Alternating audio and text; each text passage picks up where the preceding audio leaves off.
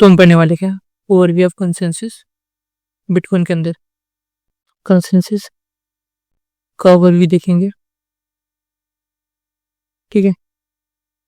अब जो कंसेंसस हमारा जो पार्ट है ये होता क्या है, तो कंसेंसस हमारा एक एल्गोरिथम है या फिर हमारा कुछ मैकेनिज्म है, ठीक है। अभी जो मैकेनिज्म और एल्गोरिथम है तो ये एक ऐसा प्रोटोकॉल है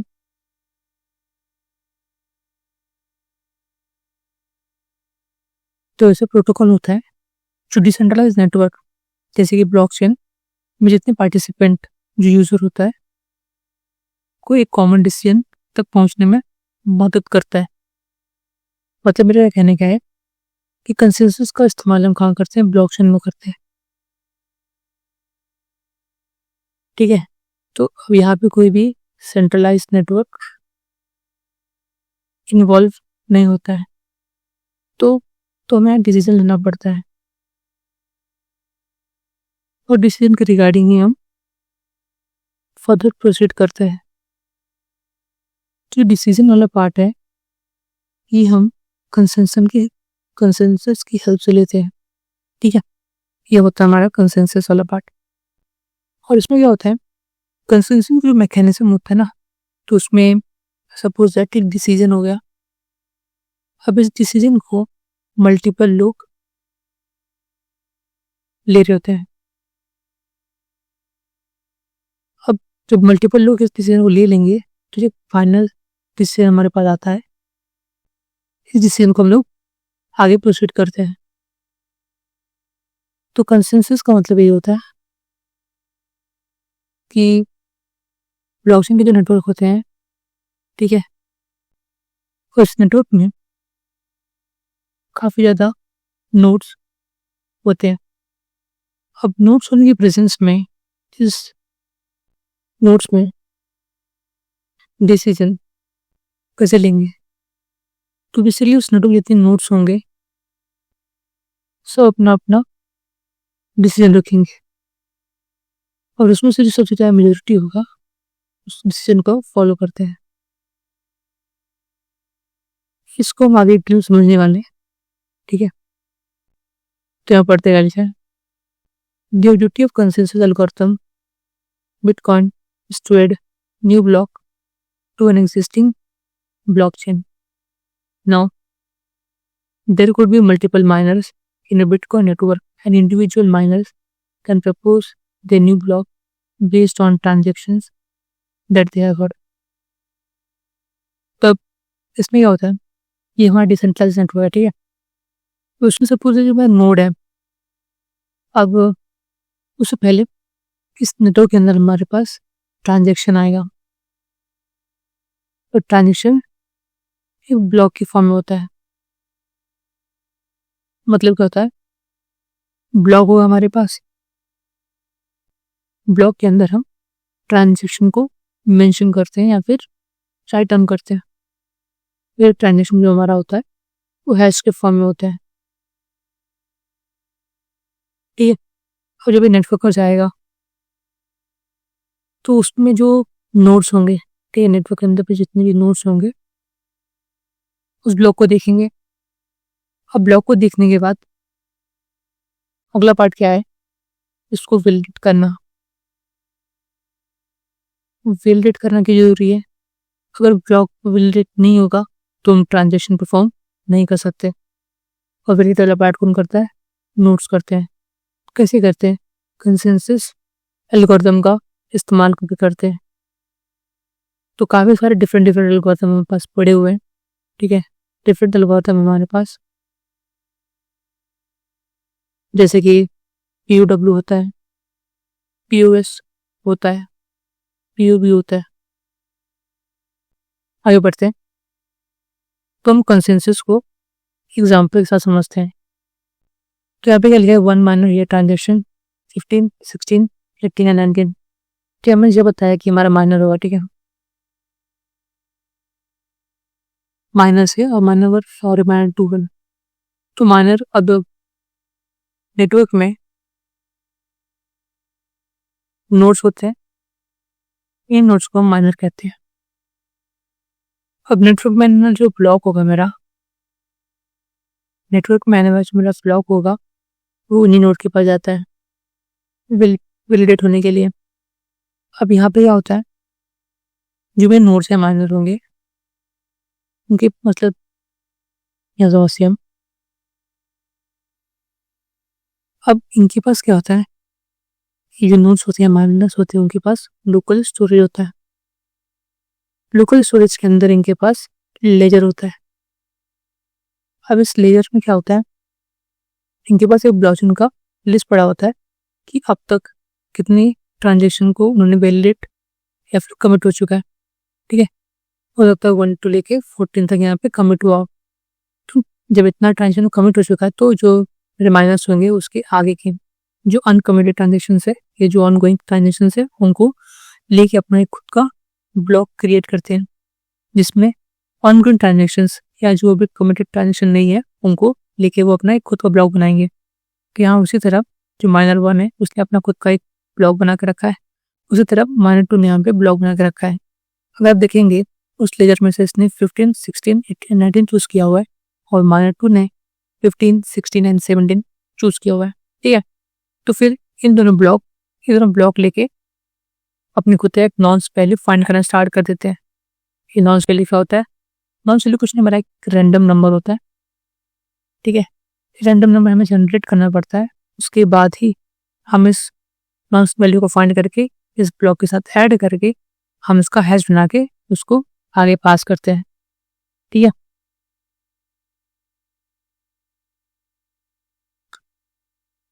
इट्स लाइक वॉट एवर, यहाँ पे अगला पॉइंट क्या लिखा है, it is like what ever transactions the minor has heard of till now. The miner can include all those transactions in the new block provided that the total size of the block doesn't exceed certain threshold. इसलिए पढ़ने का मतलब है, जो मैंने miners ने ठीक है ब्लॉक बनाया होगा, तो जो ब्लॉक होना चाहिए ना वो एक्चुअली एक सर्टेन ब्लॉक का जो साइज होता है, तो जो माइनर ये ब्लॉक क्रिएट करेंगे तो इस साइज से बड़ा नहीं होना चाहिए वो। ठीक है, तो एक कुछ फिक्स साइज होता है। सपोज एक्चुअली जैसे कि मैं आपको एग्जांपल दूं, बिटकॉइन का जो नेटवर्क होता है, ठीक है, उसमें जो एक माइनर होता है हमारा जो ब्लॉक क्रिएट कर सकता है, उसका साइज क्या होता है 1 MB। 1 MB से लेके 10 MB तक होता है, और 10 MB बोलते हैं ना मोस्टली जल्दी नहीं पूछा, बट 1 MB से लेके इसी के रेंज में वो घूमता रहता है। तो इसी रेंज के अंदर जो बड़ा ब्लॉक होता है, ब्लॉक का साइज होना चाहिए। ठीक है, और लिखा देर आर 3 माइनर्स, यहाँ पे हमने वापस एग्जाम्पल लेके समझाया पार्ट, देखते क्या बोल रहे हैं यहाँ पे। तो मेरे पास that 3 miners they have 3 individual blocks which have been proposed by them, and the objective here is to decide which block needs to be added to an existing blockchain. So the consensus objective is which block do we add next out of 3 blocks proposed by the miners. तो ये जो ऊपर यहाँ पे लिखा है, ठीक है, हमारे पास 3 माइनर है, माइनर 1, माइनर 2 और माइनर 3। अब इस माइनर ने कुछ ब्लॉक बनाया होगा ट्रांजेक्शन को लेके, कुछ ट्रांजेक्शन लेके उसने ब्लॉक बनाया होगा उसी टाइप, और उसी प्रकार से मेरे ब्लॉक ने भी कुछ ट्रांजेक्शन लेके ब्लॉक 2 बनाया होगा, और इसी प्रकार से मेरा ब्लॉक माइनर 3 होगा, वो भी कुछ ट्रांजेक्शन लेके ब्लॉक 3 बनाया होगा। बट जो उसने ब्लॉक बनाया इसमें से कौन सा ब्लॉक जाके मेरा ब्लॉकचेन के अंदर ऐड होगा,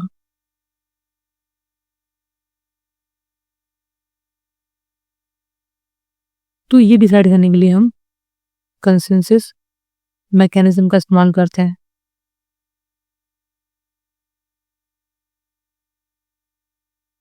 ठीक है,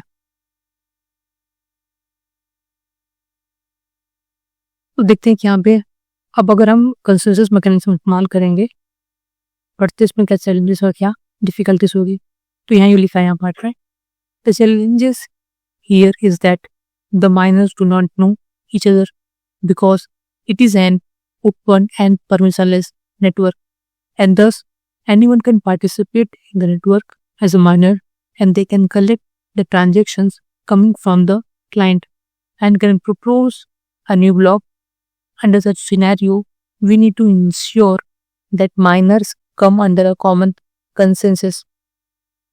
तो ये जो यहाँ पे क्या बता रहा है कि जब हम कंसेंसस की बात करते हैं, ठीक है, जैसे हमने देखा हमारा माइनर 1 ने प्रपोज किया ब्लॉक को, इस तरह हमारा माइनर 2 ने प्रपोज किया ब्लॉक 2 को, और माइनर 3 ने प्रपोज किया ब्लॉक 3 को, ठीक है। जो माइनर 1 2 इन तीनों में से जो ब्लॉक है ब्लॉक 1, ब्लॉक 2 और ब्लॉक 3, इन तीनों में से कौन सा ब्लॉक से मेड होगा, तो ये हमें जानना होता है। तो इसमें तो इसी का ही हम सॉल्व करने के लिए हम कंसेंसस लेके आते हैं।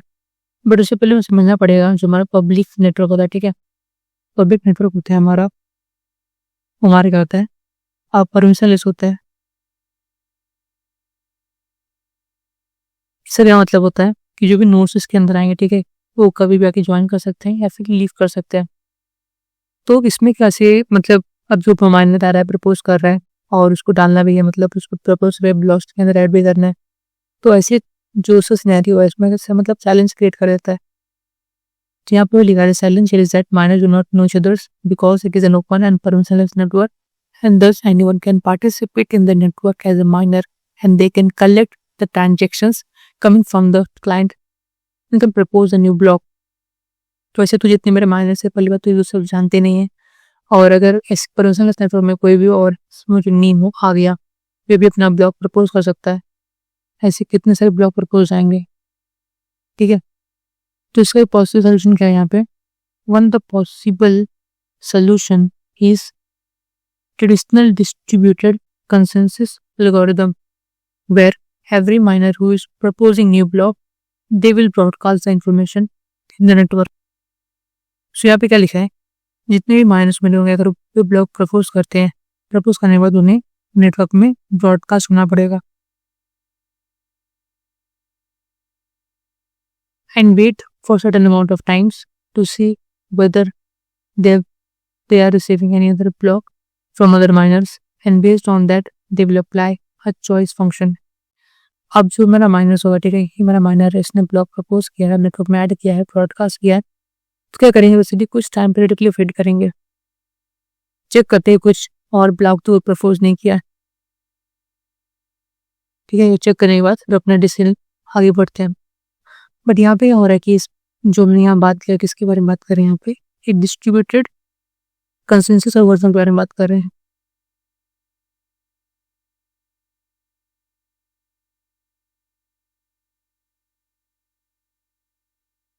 अच्छा, फिर प्रॉब्लम क्या है हमारा, प्रॉब्लम ये है कि जो मेरा माइनर होगा, ठीक है, ये मेरा माइनर है, इसको क्या करना पड़ेगा, कुछ अमाउंट के लिए वहाँ पे वेट करना पड़ेगा, जो कि टेक्निकली इनफिजिबल है ऐसे इन्वायरमेंट में जहाँ ट्रांजेक्शन काफ़ी ज़्यादा नंबर में आ रहे हैं, वहाँ पे वेट अगर हम करें एक ट्रांजेक्शन को लेके तो फिर एक ब्लॉक के अंदर ट्रांजेक्शन को लेके तो काफ़ी ज़्यादा टाइम हमारा वेस्ट हो रहा है। तो हमारा एक ही प्रॉब्लम हो गया। सेकेंड प्रॉब्लम हमारा वो क्या है, वो है इंटरनेट स्पीड का। इंटरनेट स्पीड का मतलब यहाँ पे जो इंटरनेट होता है हमारा असिंक्रोनस होता है, मतलब अगर हमारे पास माइनर सब इक्वल है, ठीक है, एटो इन पास माइनर है, तो हर माइनस ऑफकोर्स अगर हम क्रिप्टो करेंसी की बात करें तो हम डिजिटल करेंसी की बात करें, और डिजिटल करेंसी जो होता है वो बेसिकली कहाँ पे ऑपरेट होता है, इंटरनेट के इस्तेमाल से ऑपरेट होता है, ऑनलाइन ऑपरेट होता है। अब उस ऑनलाइन की हेल्प में क्या होता है, मतलब हमें किसकी मदद चाहिए रहती है, हमें इंटरनेट की अच्छी होती है। अब जो इंटरनेट होता है, ठीक है, हो सकता है इस नोट का काफ़ी फास्ट हो, बट इसका स्लो हो, इसका मीडियम हो, इसका हो ही ना, ठीक है। तो ऐसे सिनेरियो में क्या हो सकता है कि जो इनका डेटा रेट है वो भी कम ज़्यादा या मीडियम हो, या तो हो ही ना, ठीक है। अब ऐसे सिनेरियो में जो का डेटा अपडेशन मतलब बिलिंग वाला पार्ट है जो अपडेट होता है वो भी इसी इंटरनेट के हिसाब से होगा। तो जब वो भी जब ब्लॉक बना के प्रपोज करें नेटवर्क के अंदर, तो जो उनका ब्लॉक है वो भी देश से नेटवर्क में ब्रॉडकास्ट होगा। तो ये भी मतलब एक टाइम को लेके एक फैक्टर है अगर इंटरनेट का देखा जाए तो। आगे पढ़ते क्या लिखा है, in this particular architecture even if there is a miner who is malicious minor, then other minor may not be able to collect the block they're coming from legitimate miners.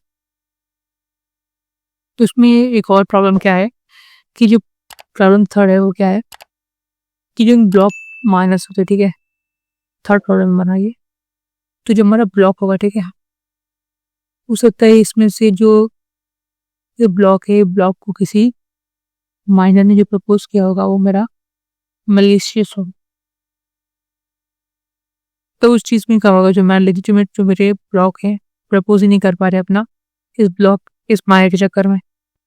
सो जो हमने अब तक बात किया हुआ है, ठीक है, कि हमारे पास 2 माइनर थे, ठीक है, 1 and 2 माइनर। मैंने अपना ब्लॉक प्रपोज किया हुआ था, ठीक है, और एक ब्लॉक में से कौन सा ब्लॉक जाएगा ब्लॉकिंग के अंदर, ये हमने बात की हुई थी। तो यहाँ पे कुछ 2 ऑब्जर्वेशन से हम देख लेते हैं क्या ऑब्जर्वेशन है। तो पहले में क्या बोल रहा है, ब्लॉकचेन के इन्वायरमेंट में any valid block can be accepted. Blockchain में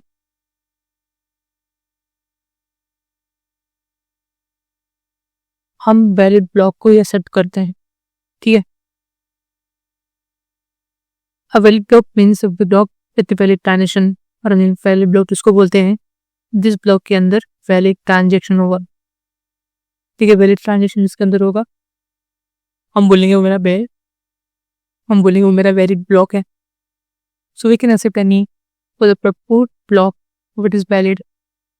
तो ये जो मेरा ब्लॉक है, अगर ये जो माइनर ने प्रपोज किया हुआ है अगर ये वैलिड होगा तो हम सेलेक्ट कर लेंगे, दैट्स इट। तो ये पहला कंडीशन बोलो, पहला ऑब्जर्वेशन है।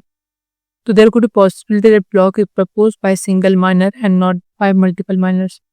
पॉसिबिलिटी होती है कि जो मेरा माइनर मतलब ब्लॉक प्रपोज हुआ है कि सिंगल माइनर द्वारा हुआ है, न कि मल्टीपल माइनर द्वारा ब्लॉक प्रपोज किया हुआ होगा। दूसरा ऑब्जर्वेशन सर है मेरा जो इंटायर प्रोटोकॉल है रन्स इन अराउंड। इसका क्या मतलब समझते हैं, अभी माइनर्स ने ब्लॉक को प्रपोज किया, ब्लॉक जाएगा, मैं अगर वैलिड ब्लॉक होगा तो उसको हम वैलिडेट करके हमसे ब्लॉकचेन के अंदर ऐड करेंगे। अब ये टास्क खत्म होने के बाद हम वापस स्टार्ट करेंगे इसके पास, हमारा फिर अगर माइनर आएगा, माइनर वापस ब्लॉक को वैलिडेट करेगा, ब्लॉकचेन को हम राउंड कहते हैं। मतलब एक ब्लॉक जब वैलिड होकर ब्लॉकचेन ऐड होता है तो उसको हम एक राउंड कंप्लीट कहते हैं। सो क्या होता है, it means that once valid block has been accepted, system has reached consensus from the point of round start. जैसे मैंने बताया सो स्टार्टिंग पॉइंट है और उसका ऐड होना एंड पॉइंट है। ब्लॉकचेन के अंदर ऐड होना इसका ब्लॉकचेन में ऐड होना इसका एंड पॉइंट है, ठीक है। And they can find out which are transaction that are not already committed in the blockchain. अब जो मेरा माइनर है जो उसने ब्लॉक को प्रपोज किया हुआ है वैलिड ब्लॉक होना चाहिए, और वैलिडेट होने के बाद जब वो ब्लॉकचेन के अंदर ऐड हो रहा होगा तो जो उस ब्लॉक में ट्रांजेक्शन होंगे आपको वैलिड बाद जाके ब्लॉकचेन के अंदर ये ऐड हो जाएंगे। ऐड होने पे जितने मेरे कमिटेड ट्रांजेक्शन होंगे हम वो चेक करते हैं। अब सपोज एक नेटवर्क के अंदर में ट्रांजेक्शन कुछ परफॉर्म हो रहा होगा और उस नेटवर्क जो माइनर से उस ट्रांजेक्शन को इसने ऐड नहीं किया होगा, उस ट्रांजेक्शन को इसने नोड के अंदर ऐड नहीं किया होगा। तो बेसिकली कहा जाता है कि जब वैलिड हो चुका है और यहाँ पे कमिट हो चुका है तो जो अनकमिटेड ट्रांजेक्शन होगा उसको हम नेक्स्ट राउंड में कंसीडर करके ब्लॉक को प्रपोज करेंगे, ठीक है। That are not already committed in the blockchain and based on that they can propose a new block। जो बताया आपको मैंने, तो यहाँ पे हमने एग्जांपल लेते हैं। यहाँ पे एग्जांपल बता रहा है, क्या बता रहा है, हमने ऊपर देखा था कि हमारे पास एक माइनर था, उसने ब्लॉक को प्रपोज किया हुआ था और उस ब्लॉक में गैट ट्रांजेक्शन 15 था, फिर ट्रांजेक्शन 16 था, ट्रांजेक्शन 18 था, फिर ट्रांजेक्शन 19 था, ठीक है। उसके बाद हमारा एक माइनर और था जिसने प्रपोज किया था ट्रांजेक्शन 15, फिर ट्रांजेक्शन 16 एंड ट्रांजेक्शन 17। अब जब ये वाले माइनर ने इस ब्लॉक को प्रपोज किया तो ये माइनर जब वैलिड हो गया, जब ब्लॉकचेन के अंदर ऐड हो गया तो उसमें से जो ट्रांजेक्शन 17 है वो मिसिंग है। तो उसमें क्या होगा, मेरा इस नेटवर्क के अंदर जो मेरा दूसरा माइनर होगा जब नेक्स्ट राउंड में, ठीक है, नेक्स्ट राउंड में जब वो इस ब्लॉक को प्रपोज करेगा तो उसमें वो ट्रांजेक्शन नंबर 17 को ऐड करे, कमिट करेगा और जो मेरे कमिटेड हो चुके हैं इनको एक्चुअली वो निकाल देता है, एक्सक्लूड कर देगा अपने ब्लॉकचेन के अंदर से। ठीक है, तो यहाँ पे since they know transactions are since they know that the transaction has already been committed, so there is no need to include those transaction again in the new block। जैसे कि हमें पता है कि 15-16 ऑलरेडी कम्प्लीट हो चुका है blockchain के अंदर, तो हम इसको रिमूव कर देते हैं और ट्रांजेक्शन नंबर 17 जो अनकमिटेड है, मतलब अभी तक वो ब्लॉकचेन के अंदर ऐड नहीं हुआ है, उसको लेके हम अगले राउंड में स्टार्ट करेंगे। So therefore they can propose new block by excluding the transaction that have already been committed in the blockchain. मैं आपको बताया अभी मैंने। So in this way, once a particular commitment has already been done, the miner can try to figure out which are the next transactions that need to be added to the blockchain। तो एक बार suppose round 1 खत्म होता है जिसके अंदर वो start से लेके एंड तक पूरा ब्लॉक को कमिट कर चुका है। अब जो रिमेनिंग ट्रांजेक्शन है जो कमिटेड नहीं हुए, तो उसको लेके हम ब्लॉक को प्रपोज करेंगे वापस, फिर हम स्टार्ट करेंगे। तो यहाँ बताया हुआ है, आगे पढ़ते हैं। Now every miner tries to independently solve a challenge. The challenge is provided by the network. The miners will independently try to solve a challenge and the block is separate for the miner who can prove first the challenge has been solved। इसका मतलब क्या होता है, जो मेरा minor होगा, ठीक है, माइनर होगा, इसने कुछ ब्लॉक को प्रपोज किया होगा, एक ब्लॉक को प्रपोज किया होगा। इस ब्लॉक को प्रपोज करने के बाद नेटवर्क क्या करता है, नेटवर्क एक प्रॉब्लम देता है इन माइनर्स को, और इन माइनर्स को सॉल्व करना पड़ता है। इस सॉल्व जो भी वैल्यू आएगा, इस वैल्यू को नेटवर्क में ब्रॉडकास्ट करते हैं, और इसके रिगार्डिंग ब्रॉडकास्ट नेटवर्क के अंदर फिर जितने भी नोड्स मेरे होंगे वो एक कंसेंसस पे पहुंचते हैं। उसके बाद ही हम ब्लॉक को वैलिडेट करते हैं। ठीक है, तो लिखा है every miner try to independently solve a challenge. एक चैलेंज को सॉल्व करते हैं, जो चैलेंज होता है मेरा नेटवर्क से ही मिलता है उन्हें। तो जो मेरे माइनर्स होंगे वो इंडिपेंडेंटली इस चैलेंज को सॉल्व करेंगे, और जो ब्लॉक एक्सेप्ट हो जाएगा वो माइनर को इम्प्रूव, और वो ब्लॉक एक्सेप्ट होकर जो माइनर इसको प्रूव कर पाएगा। दिक्कत दर्शाता है हमारा कि जो है इंडिविजुअल माइनर है वो एक सोल्यूशन की तलाश में है। ठीक है, that is import by the network. The miner who is able to solve the problem और challenge first, they add a solution of the problem to the existing blockchain network। तो जो हमारा माइनर पहले सॉल्व कर पाएगा वही इस block को वैलिडेट कर पाएगा, उसके बाद ही वो ब्लॉकचेन के अंदर ऐड कर पाएगा। ये टास्क होता है। आगे बढ़ते हैं। When miner identifies that there's a solution, जो मेरे माइनर्स होंगे, ठीक है, he propose a block to the other miners। Minor ने इस ब्लॉक को प्रपोज किया होगा, ठीक है। अब इसका जो वैल्यू मिलने वाला क्या करता है, ब्रॉडकास्ट करने नेटवर्क के अंदर। नेटवर्क ब्रॉडकास्ट करने के बाद जितने मेरे अदर माइनर होंगे वो क्या देखते हैं, he propose a block to the miners, other miners getting that he is already received the solution, दर्शाते हुए कि मेरे सोल्यूशन मिल चुका है, प्लीज आप इसे प्लीज आप देख लीजिए। And because of this other miners stop finding solution to this challenge. अब बेसिकली वो ब्लॉक प्रपोज हो चुका है, उसने उसकी वैल्यू फाइंड कर चुका है, तो क्या करते हैं मेरे अदर माइनर्स है, ठीक है, उसमें तो रुक के वो क्या काम करते हैं, वो दूसरे ट्रांजेक्शन्स जो आए हुए होते हैं नेटवर्क के अंदर उसको वापस अपना ब्लॉक पढ़ना स्टार्ट कर देते हैं। Whenever a miner is advertising a solution to other miner in the network, the miner can work for mining the previous block during that time। ये पढ़ने का मतलब है, अब जिस दौरान जो मेरा एक माइनर, ठीक है, उसने ब्लॉक को प्रपोज किया होगा और उस दौरान जब उसने सोल्यूशन फाइंड किया होगा, तब जो मेरा उसमें जो सोल्यूशन जब हम ब्रॉडकास्ट करते हैं नेटवर्क के अंदर, ठीक है, तो जो टाइम लगता है पूरा, तो इस दौरान जो मेरे अदर माइनर्स होते हैं अगर उनको पता चल जाए हमारा सोल्यूशन नहीं है, तो क्या काम कर सकते हैं, जो उसका ये वाला ब्लॉक है जबकि हम इसको प्रीवियस ब्लॉक कहते हैं, तो इस ब्लॉक से जो मेरे अनकमिटेड होंगे ट्रांजेक्शंस को हम इंक्लूड करेंगे।